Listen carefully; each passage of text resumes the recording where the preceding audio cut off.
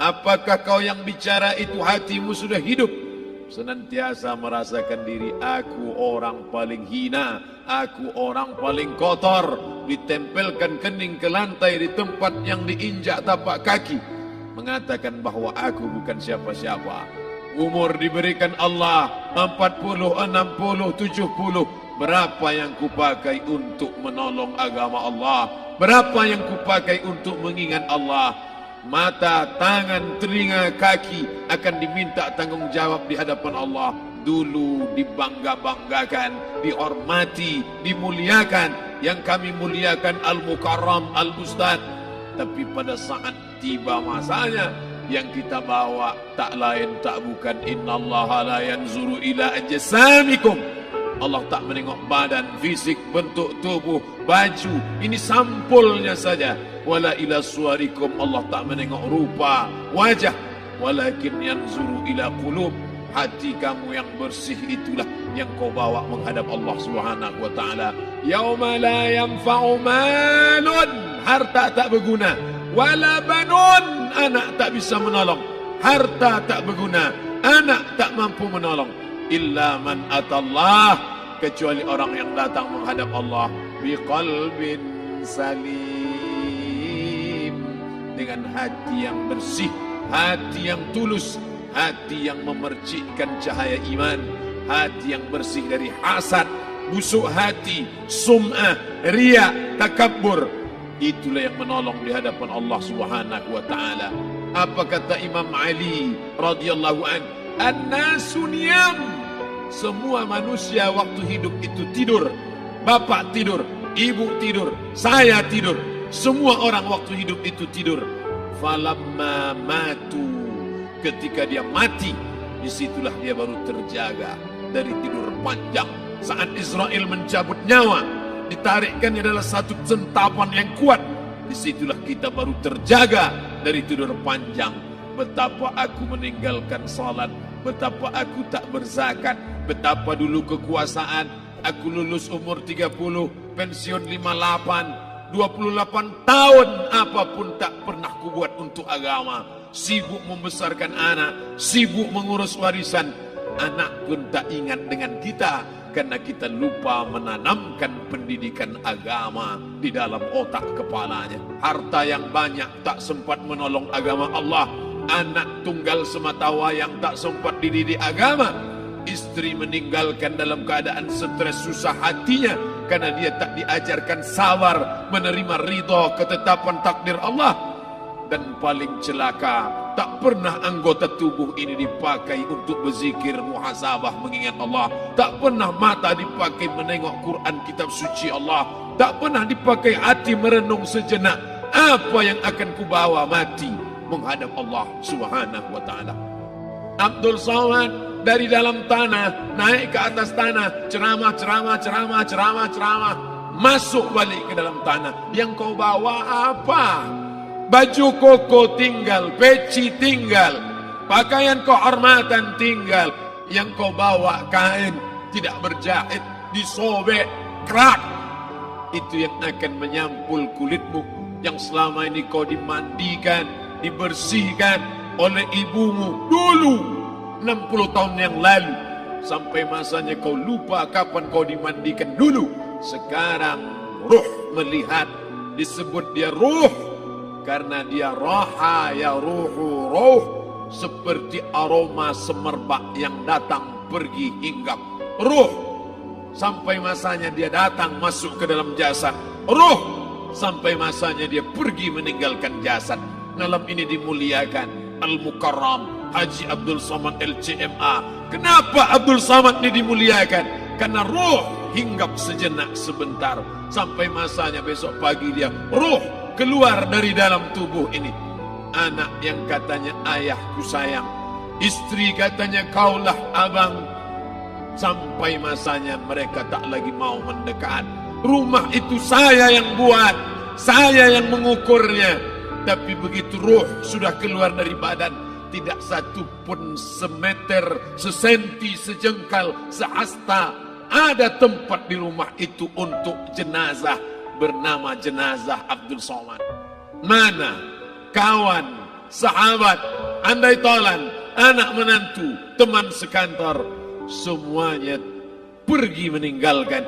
Yang tetap dibawa, kalau pernah kaki melangkah salat berjamaah di masjid, kalau pernah tangan mengusap kepala anak yatim, kalau pernah tangan mengucap subhanallah. Nanti di akhir tausiah kita akan berzikir, munajat, muhasabah diri, berdoa, mengenang apa yang akan kita bawa menghadap Allah Subhanahu wa taala. Datang malaikat membawa kain kafan dari cahaya, akan menyambut ruh yang mulia. Hadis riwayat Ahmad bin Ambal dalam kitab Al-Musnad, turun malaikat berlomba-lomba membawa kain putih dari cahaya, menunggu ruh akan keluar. Ruh menetes seperti embun di ujung daun. Daun tidak bergoyang, ranting tidak patah. Ruh menetes pelan turun ke dalam kain kafan, dibawa malaikat ke pintu langit. Tak sabar mereka menyambut. Inikah dia yang selama ini berjamaah? Berapa banyak yang masyhur terkenal di bumi, malaikat tak mengenal dia. Ini roh siapa? Tapi ini bukan LCMA, dia bukan ustaz, dia bukan ulama, tapi imannya dalam, kekuasaan dipakai menolong agama Allah. Ruhnya keluar di bawah, semua malaikat mengucapkan salam. Inilah orang yang selama ini kami tunggu-tunggu, catatannya sudah lama. Setiap pagi petang malaikat subuh membawa catatan namanya, malaikat malam membawa catatan namanya. Kami merindukannya. Begitu orang-orang yang masyhur di langit tapi tak dikenal makhluk bumi. Tapi ada sebaliknya, yang rohnya disentapkan, ditarik malaikat dengan begitu tarikan yang sangat kuat. Nabi bertanya saat Isra Mi'raj kepada mereka yang sudah mati ribuan tahun yang lalu, apa yang kalian rasakan? Yang satu mengatakan seperti tebasan pedang di tempat yang sama beratus kali. Yang satu mengatakan seperti kambing yang dikuliti hidup-hidup. Yang satu mengatakan seperti mata kail pancing ditarik dari kulit yang basah. Maka kita berdoa setiap selesai salat, Allahumma hawwin alaina, ringankan kami ya Allah, fi sakaratil maut, di saat sakaratul maut yang amat sangat menyakitkan itu, di saat malam pertama di tempat yang gelap, di tempat yang tak pernah diimpikan oleh orang, tapi kita tetap melewati dan merasakannya. Perlahan-lahan cacing tanah, ular-ulat kalajengking akan menggerogoti kulit yang selama ini dimandikan, selama ini dipakaikan sampo yang mahal, selama ini dioleskan pelembab yang lembut. Tapi ternyata sebelum roh keluar jasad, setelah keluar, dia hanya akan menjadi santapan cacing tanah, hancur berkeping hari demi hari. Yang pertama kali membusuk adalah mata, karena dia berisi cairan. Cairan ini mengering, busuk dan berlubang. Lalu kemudian usus sebulan di dalam tanah, mulai dia menggelembung masuk angin dan dia meletus pecah. Cacing-cacing tanah mulai datang menggerogoti, memakan. Habis, siap tak siap, suka tak suka, kau akan didatangkan. Apa yang akan ditanya oleh Allah? Perbuatanmu, amalmu. Faman ya'mal mithqala dzarratin khairan yarah. Sebesar biji sawi, sebesar ujung rambut, kau aniaya orang, kau makan titik puluh keringatnya. U'tul ajira ajrahu, berikan upah pekerjamu, gaji tukang panenmu, gaji tukang cuci setrikamu. Kau makan, kau tahan 3 bulan. Dia tak menuntut, dia senyum, dia hanya mampu mengadu kepada Allah. Tapi titik peluhnya yang keringatnya, air matanya akan kau balas di hadapan Allah Subhanahu wa taala. Di saat itu tak ada siapa bisa menolong. Hari ini uangmu banyak, kau bayar pengacara handal 1 jam 100 juta, bebas tanpa syarat. Tapi di hadapan Allah semua akan bersaksi. Al-yawma nakhtimu ala, lidah yang selama ini pandai bicara dikunci, ditutup Allah Ta'ala yang akan bicara. Wa tukallimuna aydihim wa tashhadu arjuluhum, kaki akan bersaksi, tangan akan bicara. Bima kanu yaksibun, yang pernah dilakukan di masa yang lalu. Mata melihat seolah-olah nyata perbuatan itu pernah dilakukan dulu. Kita lupa, kita tak ingat. Tapi catatan malaikat terlalu terang benderang. wa in kullun lamma jami'un ladaina muhdharun. Catatan dibaca sampai-sampai orang itu tak percaya. Ma li hadzal kitab, kenapa buku catatan saya ini la yughadiru saghiratan, yang kecil-kecil, wala kabiratan, yang besar-besar, ahsaha, semua tercatat dalam buku catatan yang nyata. Dalam surat Al-Isra apa kata Allah? Iqra. Hari ini kalau dikatakan Iqra baca Quran, Iqra baca Yasin, malam Jumat Iqra baca surat Al-Kahfi.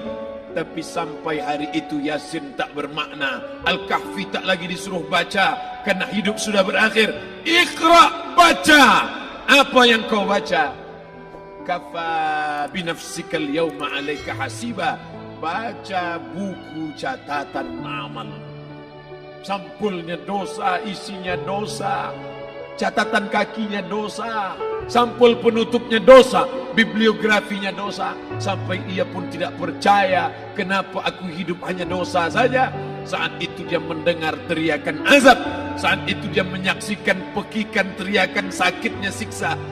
Rabbana, ya Tuhan kami, farji'na, balikkan lagi kami ke dunia. Rabbana, ya Tuhan kami, absarna, mata kami sudah melihat azab, wa sami'na, telinga kami sudah mendengar sakitnya pekikan teriakan jeritan. Farji'na, balikkan lagi kami ke dunia. Na'mal salihan, kami ingin amal saleh, kami ingin bantu masjid, kami ingin sekolahkan anak yatim, kami ingin muliakan fakir miskin, kami ingin bantu panti jompo. Farji'na, balikkan lagi kami dunia. Kami ingin salat tahajud, kami ingin tahiyatul masjid, kami ingin puasa sunnah. Saat itu penyesalan tak lagi berguna. Na'mal salihan, kami ingin amal saleh.